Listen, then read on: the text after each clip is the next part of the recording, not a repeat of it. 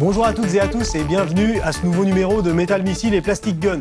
Aujourd'hui, de nouveau la suite du cycle consacré à Hokuto no Ken, avec un personnage d'une très grande importance dans la première partie des aventures de Kenshiro, j'ai nommé Shin. Donc comme nous le savons rapidement, Shin est quasiment la raison qui fait que Ken se met dans sa quête de Uriah et de la justice, puisque rapidement dans le premier ou dans le deuxième épisode, nous apercevons que corrompu par les suggestions de Jagi, un des frères aînés de Ken, qui dit à Shin que finalement dans ce monde où règne la loi du plus fort, si tu es le plus fort, pourquoi ne pas prendre ce que tu veux, à savoir donc devenir le maître du monde, et puis bien sûr s'emparer de Uriah, qui est convoité par tous les membres masculins du casting de Ken. Donc nous rappelons de Shin qui vient avec ses hommes immobiliser Ken, qui est sur le point de partir avec Uriah pour vivre une vie de fermier, c'est-à-dire de faire revivre la terre qui est un désert aride comme nous le savons. Et sur ces entrefaites, Shin arrive et puis décide de prendre Uriah pour lui parce qu'il en a envie. Nous savons aussi que c'est Shin qui marque de ses doigts Ken en lui imprimant les 7 cicatrices sur la poitrine et dans les abdominaux et en le laissant pour mort dans le désert. Donc c'est quand même un personnage relativement important et relativement sans pitié. Shin, j'ouvre donc la bête.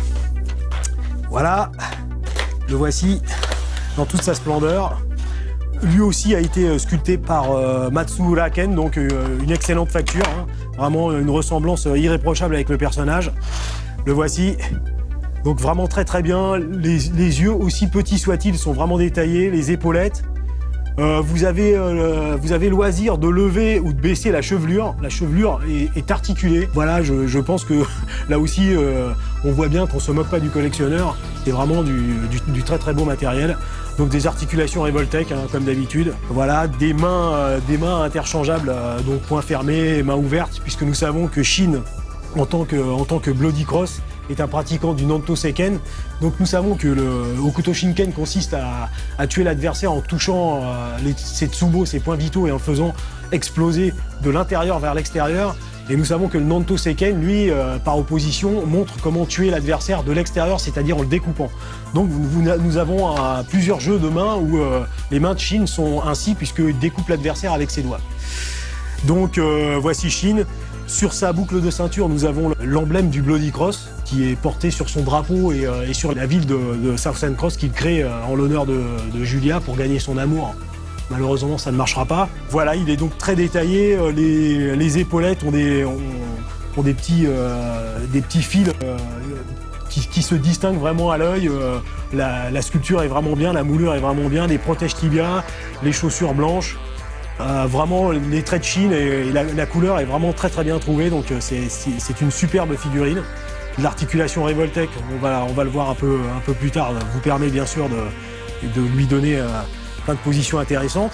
Dans la boîte, nous avons d'éventuels objets pour titiller éventuellement l'adversaire ou parfois l'allié ou le subalterne qui n'aura pas correctement satisfait les désirs de King, pour qu'il le regrette. Vous voyez ici une espèce de petite naginata avec des piquants, ici une hache, tout ça, bon, on a compris que c'est pas pour faire des chatouilles. Et puis, le petit détail qui tue, et puis, comment dirais-je, le gimmicks cadeau pour les collectionneurs, c'est que d'une boîte à l'autre, quand vous achetez le premier personnage, et ensuite vous achetez le deuxième, dans le deuxième vous avez un détail qui vous permet de créer une interaction supplémentaire avec le premier personnage. En l'occurrence, nous avons ici la tête d'un Member of Zido complètement fendu par le Nanto Seiken de Shin. Donc voici le Member of Zido qui, volontaire ou non, va servir de démonstration.